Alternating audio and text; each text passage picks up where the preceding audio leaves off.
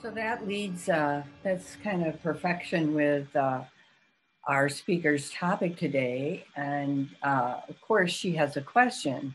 She's asking us, what's a hugger to do when a hugger can't hug?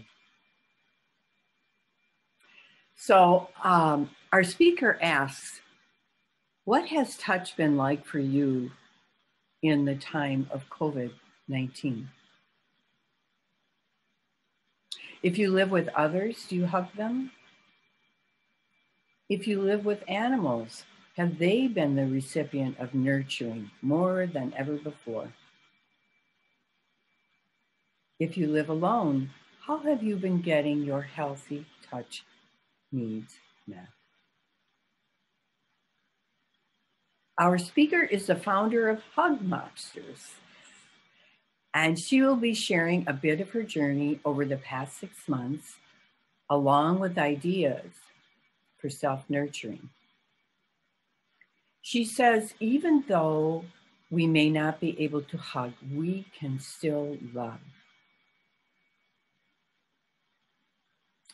So our speaker delights in inviting people to live a rich, full, juicy life.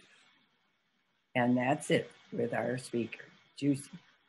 She is internationally recognized as a colorful creative journalist, interviewer, author, and editor, along with being an interfaith minister. So let's get to it and give a warm circle welcome to our speaker spark, Edie Weinstein. Thank you. Yay. I wanted to vouch for Fred Small. He is an excellent hugger. I met Fred, I don't know how many years ago, like 1984 at the Philadelphia Folk Festival. And if you're not familiar with him, look him up. Fred's had a lot of different careers. He was a civil liberties lawyer. He's a folk singer. Ken might be familiar with his music. He is now, I think, a unity minister up in, I'm thinking, Massachusetts. So look up Fred Small music. It's all about peace and social justice. So he was pretty cool. My introduction to Circle of Miracles felt like a giant warm fuzzy hug. It was back in 2001. How did I first find out about it? Through Peter Moses. And he brought me there when it was at their Hannah Laura Bob's house. And as soon as I walked in, I felt incredibly welcome. And I said, I found my peeps. This is part of my tribe. And I keep coming back. Now, I don't attend as often as I would like, but it is definitely a part of my self-nurturing and my work in the world to be part of this community. So I'm honored about that. I haven't spoken, I think, since the spring. And as most of you can vouch for, an entire lifetime has happened between then, right? Between then and now. I don't think any of us expected that all these months later, we'd still be under the same conditions in some cases as we were then. A lot of us have faced our fears about illness and death. Some people we know have contracted the virus and recovered. Some people I know have contracted the virus and haven't recovered, unfortunately. So we're in a time of tremendous loss and fear, but also tremendous opportunity. And you were talking about Panache Desai's message and about love. You can't really see it, but I'm wearing a t-shirt that says "Love Wins." And I like the idea of, and I deliberately wore that shirt today because in the face of fear, in the face of chaos, love always wins, no matter what it looks like. So what it's been like for me, a little backstory for those that don't know me. Sue was mentioning Hugmobsters. I gathered together with a whole bunch of people, some of part of this community, at 30th Street Station in Philadelphia on Valentine's Day weekend 2014. And I did it because I wanted people to understand that love is not just one day of the year, and it's not just for romantic couples. Love is for everybody. So we walked in unannounced. We were told afterwards we should have gotten a permit. I said, then it wouldn't have been a hug flash mob, if people were prepared for it. So we walked in, and at noon, we unleashed ourselves on 30th Street Station, asking people if we could hug them. Out of, I forget how many hours, like an hour, we estimated that the dozen of us hugged about 200 people. In that crew was Rod Schichtel. Those of you know Rod. He was our videographer, actually. Greg Campese and Sue Lewis Kuntz. She was part of it. Ruth Ann Wood. I don't remember whether Jason was there. I'm trying to think of other people that you might know. I think those were the ones from our immediate community. So one of the most poignant aspects of it was that a man approached us who told us he was an Iraq war vet, and he was the only survivor of his platoon, and he had survivor's guilt. And he said, I thought about ending my own life until I met you people. Can I join you? So of course we gave him a sign. It said free hugs. And he was off to the races. He was just loving the whole experience. And I thought, oh my goodness, hugs save lives. And friends started calling us Hugmobsters. And then Greg, with his artistic talent, created, I don't know if you can see this logo, Hugmobsters Armed With Love. And another local friend, Kimberly Cambra, who's part of CB Cares, Central Bucks Cares, commissioned Shannon Molnazik, another local artist, to create a big sign for me that's about yo big, and I didn't bring that in the car from the car with me. So I thought hug mobsters, mobsters, guns, drugs. It didn't have didn't have the warm fuzzy feeling I was looking for. So I said, well, what about hug mobsters armed with love? And that's what we became. So fast forward 5 months, and on June 12th, 2014, on the way home from the gym, I had a heart attack. And I was in the hospital for a few days. And as part of my cardiac rehab, I'd walk around Doylestown. And I thought, why don't I combine the hugging with the walking? Because hugs are not just cardiac friendly, but they're emotionally heart friendly. And what I found is that when I hugged heart to heart, left side to left side with people, it was like an external defibrillator, where my heart just got a jump start every time I hugged people. So since that time, I've hugged in Philadelphia. I've hugged in New York, New Jersey, Delaware, Maryland, Virginia. I've hugged in front of the White House a couple of times. Last year, I think it was, I hugged in Canada. And 2 years ago, I hugged in Ireland. And it just became one of my greatest joys. At the end of last year, the media got a hold of my story, and it was all over the place. Like I was on KYW, I was on WHYY, the Intelligencer, the Inquirer, Women's Day, and Women's World magazines. And I thought, wow, this is great. Let's get this out there. Because it wasn't about me, it was about the movement. And a number of my friends had taken part in the Free Hugs strolls that we did, all over the place. And I said, okay, let's just take this to a bigger level. And then boom, COVID hit. So I think about how things were in what somebody I know calls the before times. So it's almost like a story that we're telling, like what happened in the before times. And so in the before times, I could walk down the street in Doylestown and offer people hugs. And now I can't do that. So I still have my sign, and I go into town once in a while. And I ask people, would you like a virtual hug? And wearing our masks, we do like eye contact hugs. And then we kind of do this. And I can't say it's completely as fulfilling, but it's the next best thing. And it felt really good. I still got the recharge that I experienced. And interestingly, more people gave consent. Because when there's no physical contact, it might be easier for them to consent to hugs. So I've been doing some of that. So some of the benefits of hugging, we all have skin. It's our single largest organ. So we also all have skin hunger, which has to be met. That's just as important as food hunger. You think about all the people who are isolated, who are lonely, even before COVID, who didn't have family or friends to love them. And imagine the depression, imagine the fear, suicidality, all of those things. In addition to this one man that I met when I was in Portland, Oregon, when I was doing hugs there, as soon as I got out of the car, a man approached me because he saw my sign, and he said, I really could use a hug. He said, I've had two really bad things happened this week. A friend had died of cancer, and another friend had jumped off a bridge. And he said, and I'm thinking about joining her. And I went, okay. So another way that hugs save lives. A couple of years ago, Trisha Gallagher took a bunch of us to a men's shelter, veteran shelter in Kensington. And it was, when was it? About 2 years ago. And one of the men, and I did a mini hug workshop there, one of the men said, nobody has hugged me in 20 years. Can you imagine not having a hug from another human being for 20 years? And that, it just feeds the soul. Hugs feed the soul.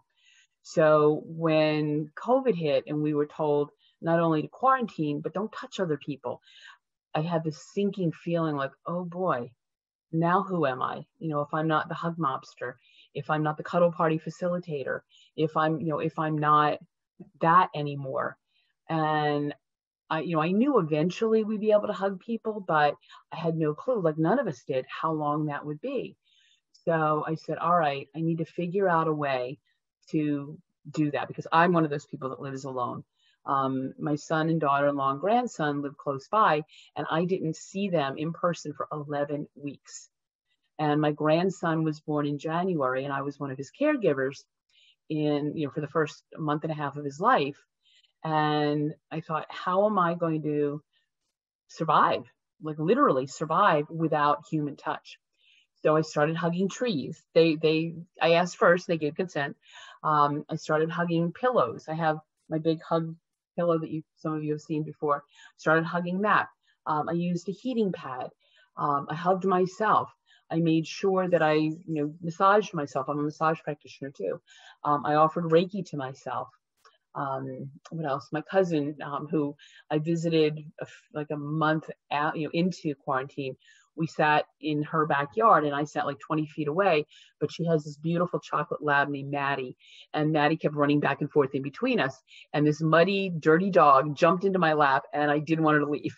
No, because that was the first time I hugged another living, breathing being in that 11-week period. And I cried. So I've also found that hugs don't have to involve physical touch. Eye contact, eye hugs. What else? Checking up on people, hugs. We talked earlier, I don't know if it was before we started here, but that those of us that were on the call for, first thing, we're talking about how music is healing. So there are musical hugs. There are love note hugs where, you write a letter to somebody and you share hugs with them. I received an amazing hug that I was telling folks about before we got on the call from Hannah Laura. And Terry her daughter had sent it to me. I'm going to read it to you. I was able to pull it up on my phone. So this is for everybody. This isn't just for me. And just imagine yourself being hugged by Hannah Laura. So let me see if I can find it. Oh no. Okay, it's going to take a second to pull it up here. Download. Okay, if I can find it. Okay, sorry about that. Okay, open.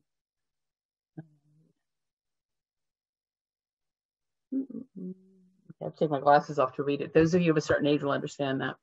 Hi, Edie. I've been thinking, this is from Terry first. I've been thinking about you a lot and have been getting multiple Hannah Laura nudges to reach out to you. Today, I was putting an appointment in my calendar for October 13th and saw that it was your birthday on that date. I laughed out loud. My mother is persistent. I literally had to write your name on my hand, nurse reminder trick, to assure my mother that I would reach out today.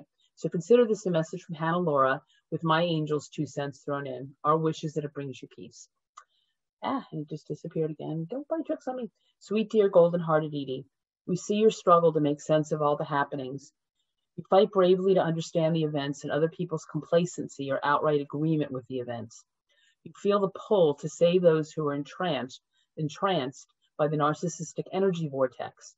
Your courage to confront and be a clearing for difficult conversations is one of your deepest strengths. Thank you for standing for the light.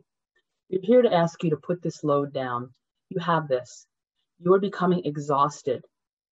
Your focus is fuzzy. Your concentration is off. We see you. We hear you.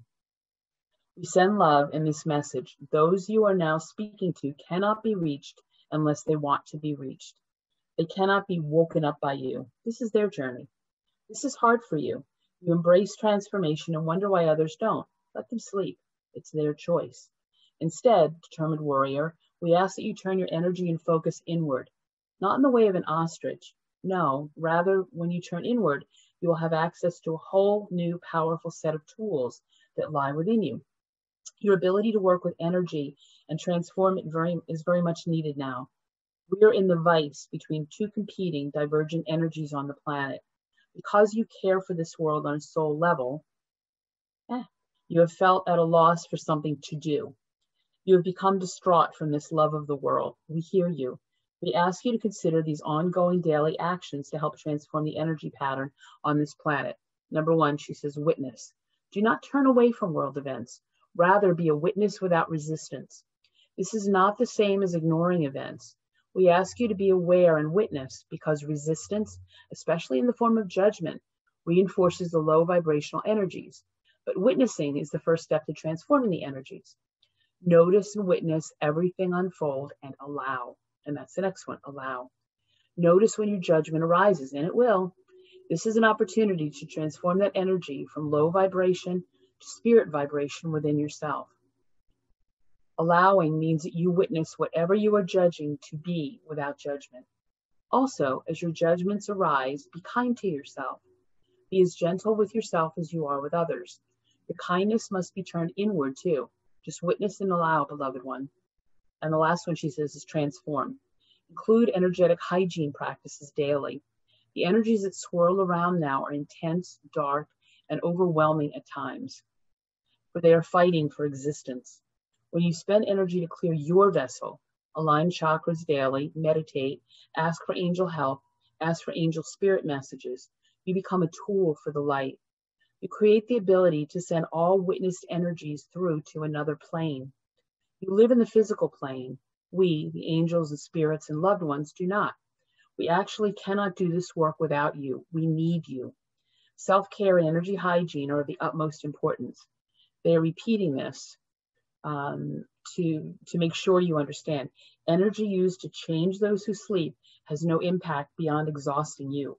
When your vessel is clear, you become a walking conduit of witness, allow, transform. To send energies to the other plane, you must simply ask, take this and transform this. Thank you. Final message, Edie. You are here because you chose this opportunity to transform the world. This has called you all your life, and indeed you have transformed many lives.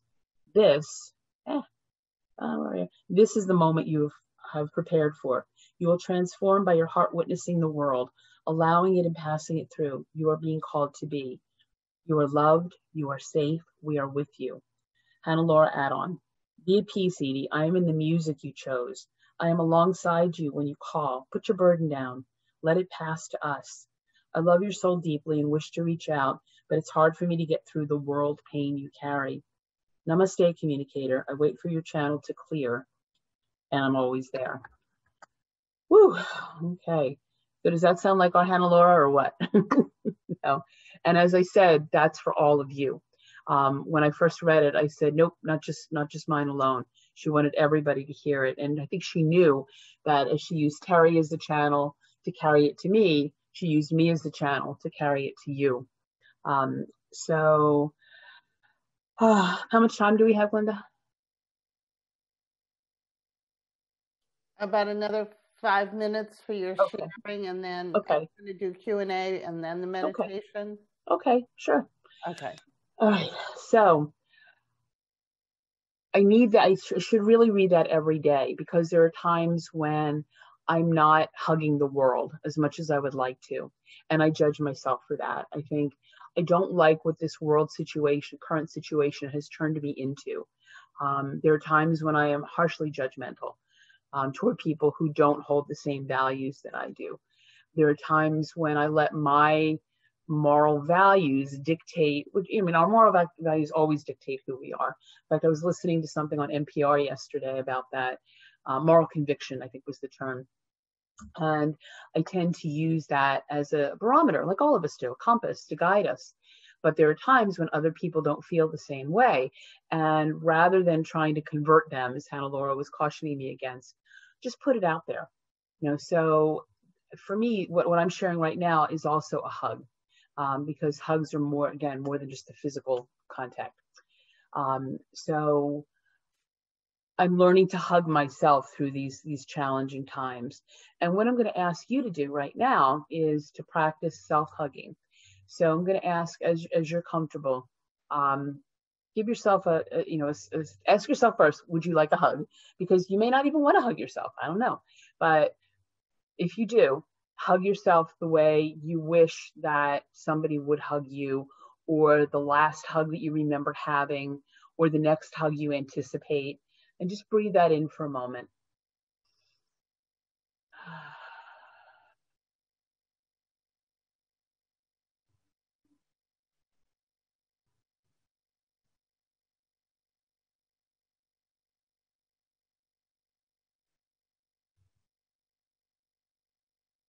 And imagine also that you're being hugged by the God of your understanding, whoever or whatever that is. I'm going to do more of this kind of visualization in the meditation. And as you bring yourself back and open your eyes, some of you are also familiar with, I don't know if you can see it, my little love sprinkles can that I sometimes bring in when I do in-person Speaker Spark stuff at Circle. So normally what we would do is stand in a circle and everybody would sprinkle each other. So I'm going to ask you individually, I think we have time to do everybody here. There are 3 openings: sprinkle, spoon, dump. So I'm just going to ask you one by one if you can unmute your mic when I call on you, and then tell me, you want to be spooned, which is the big opening, sprinkled, or dumped, all 3 or none of the above. And this contains love, just so you know.